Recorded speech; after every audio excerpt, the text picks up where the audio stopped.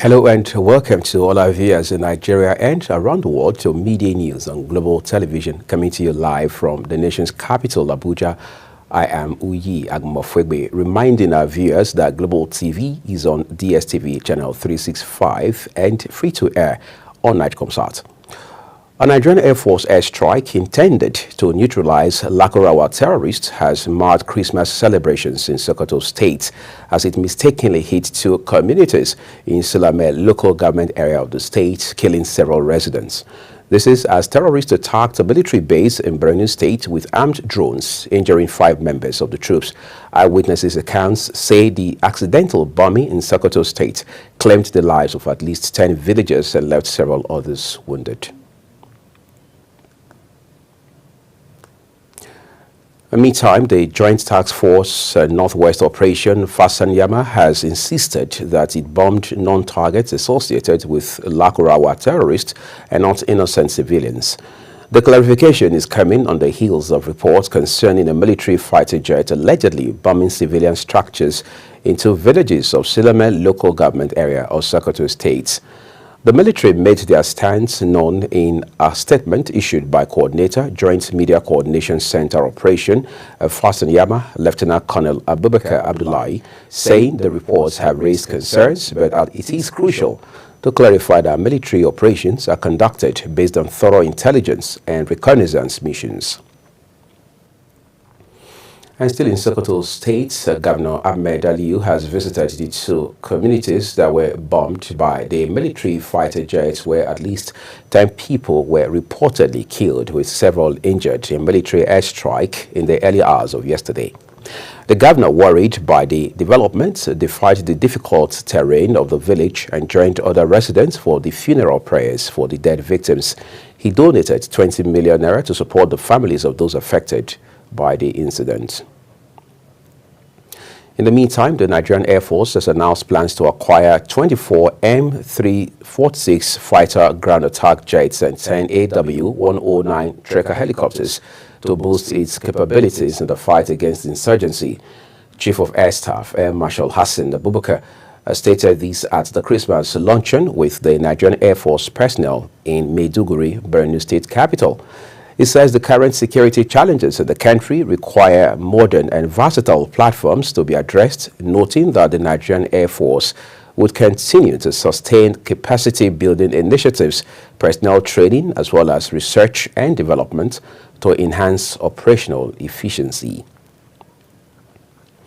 In a similar development, the Chief of Army Staff, Lieutenant General Olufemi Oluyede, has celebrated Christmas with sick and wounded soldiers in action, assuring them that their sacrifices would never go in vain.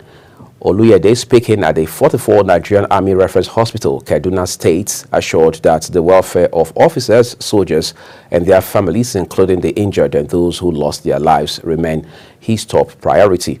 Represented by Corps Commander Artillery Major General Marcus Kange, the Chief of Army Staff reaffirmed the readiness of the Nigerian Army to upscale issues to foster professionalism and combat readiness under his watch, alongside a stronger emphasis on maintaining sound administration.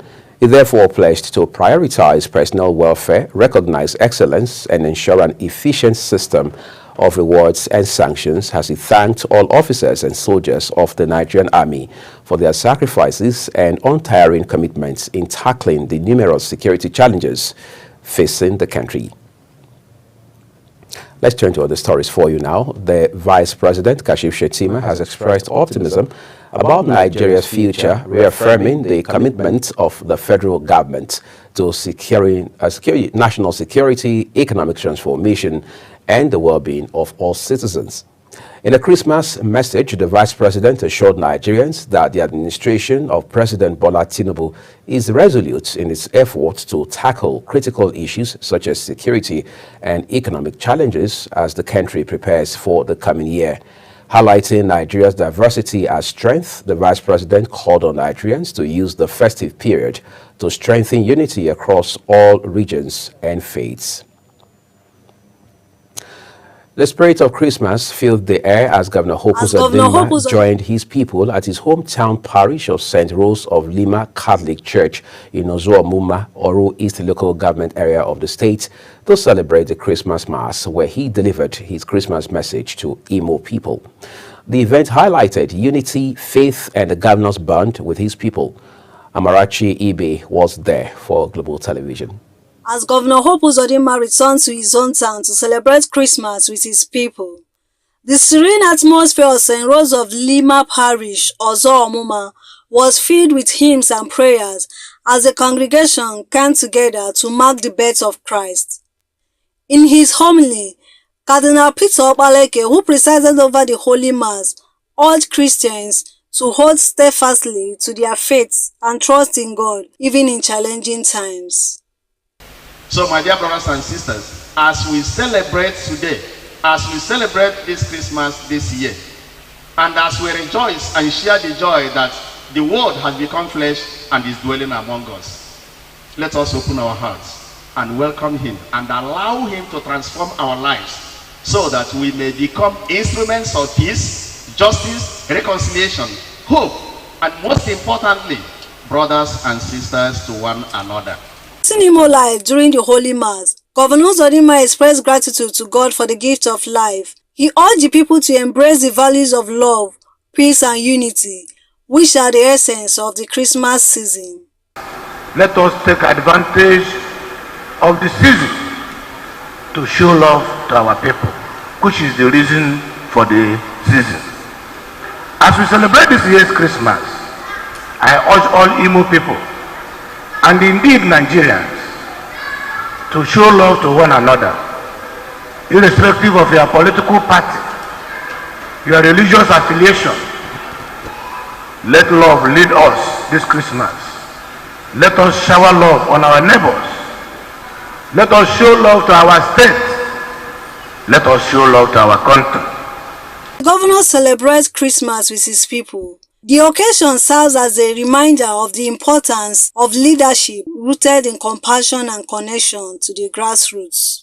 From Ozuomuma in Oru East of Imo State, Amarachi Ibe reporting for Global TV News.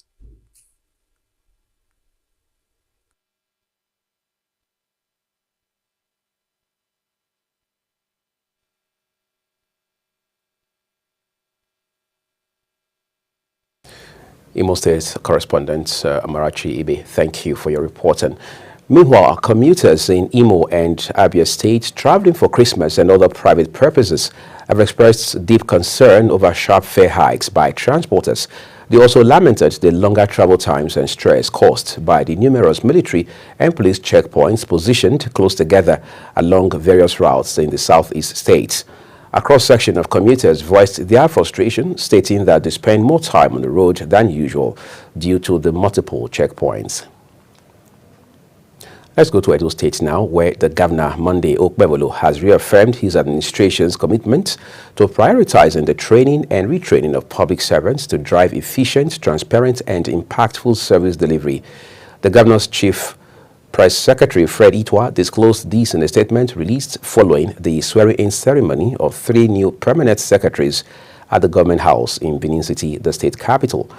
In his address, Governor Okpebholo underscored the importance of a revitalized civil service, stressing that a dedicated and accountable workforce is crucial to fulfilling his administration's governance agenda. Elsewhere, Minister of Information and National Orientation, Mohammed Malagi, has urged the people of Ilorin and Bida Emirates in Kwara and Niger States, respectively, to explore the existing historical and cultural ties between the two emirates for the socio-economic development of their various communities. The minister, in a message at the 59th Annual National Conference of the Ilorin Emirate Descendants Progressive Union held in Ilorin, traced the age-long relationship between the two emirates to the ancient days of their founding fathers, Sheikh Alimi and Malam Dendo, therefore urging the people of Ilorin Emirates, the Nupes, and the other Nigerians to continue to see one another as brothers. Lagos State Emergency Management Agency, LASEMA, has disclosed that a fire outbreak at the Federal Institute of Industrial Research office in Oshodi, Lagos, has been successfully extinguished. In a statement by LASEMA Permanent Secretary Olufemi Damilola Oshayintolu, the agency indicated that damping down as well as research and a rescue operation has been concluded. According to him, the agency received distress calls and activated the state's emergency response plans and its response team from Kappa Base in Oshodi. Oshayintolu noted that preliminary investigations conducted by the agency's response teams revealed the immediate cause of the incident to be overheating from the generator engine, noting that there was no loss of life due to the incident and no injuries were sustained.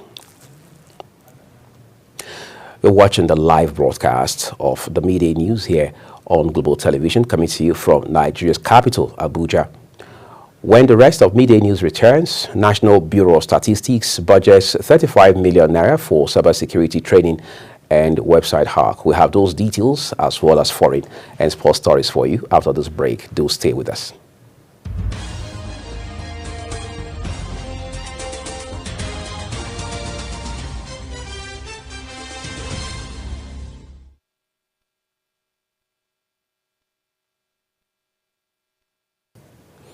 Thank you for staying with us, everyone. Let's now turn to business for you. The World Bank has announced the removal of several loan fees for making borrowing more affordable for vulnerable countries. The Global Bank disclosed this through a link posted on its official X handle, noting that the move is part of a broader efforts to expand financial capacity and address urgent global challenges, including climate change, inequality, and economic fragility. The World Bank further revealed that the bank had eliminated the prepayment premium on International Bank for Reconstruction and Development (IBRD) loans, introduced a grace period for commitment fees on undisbursed balances, and extended its lowest pricing to small, vulnerable states. The financial institution noted that the bank is working hard to make it easier for countries to borrow and pay back their loans more easily by removing some fees on IBRD loans. The National Bureau of Statistics (NBS) has earmarked 35 million naira in its 2025 budget proposal for capacity building on cybersecurity and data center management. This allocation comes at a critical time as the agency grapples with the aftermath of a cyber attack that compromised its website on December 18, 2024. The breach, which was publicly disclosed via the Bureau's official X account, led to a warning for the public to disregard any information on the platform until the situation is resolved. The incident has raised significant concerns about the vulnerability of the Bureau's digital infrastructure, especially considering its crucial role as Nigeria's primary source of statistical data.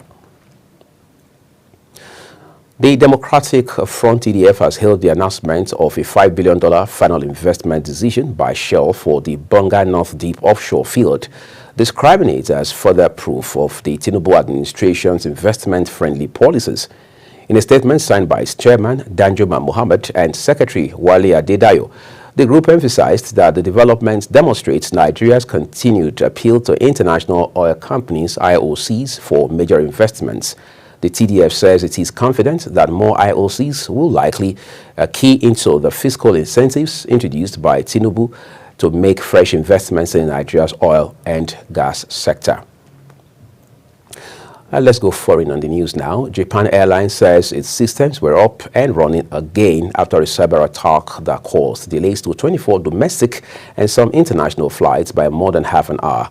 The airline says in a post on social media platform that the large data attack did not leak any customer information and safety was unaffected. The Japanese media said it may have been a so-called DDoS attack aimed at overwhelming and disrupting a website or server. Ticket sales for domestic and international flights were suspended during the incident but have now resumed. Let's stay in Asia now, where South Korea's opposition says it's filed an impeachment motion against acting President Han Duck-soo in an escalating row over the composition of the Constitutional Court, which would decide whether to remove his predecessor from office. South Korea fell in a political crisis when President Yoon Suk-yeol, currently suspended, declared martial law on December 3. He was stripped of his duties by Parliament on December 14, but a constitutional court ruling upholding the decision by lawmakers is necessary to complete the impeachment process. The court is, however, currently short of 3 judges, meaning that it can go ahead while with its 6 members on the bench, as a single dissenting vote would reinstate Yoon, but the opposition wants Han to approve 3 more nominees to fill the bench. Han has so far refused to do so, essentially leaving both sides in a deadlock. Hence, the opposition Democratic Party wants the acting president impeached too. Sounds like a series of impeachments in the works already as it stands right now. But let's move on to other stories for you. But that will be right after this short break. Please do stay with us.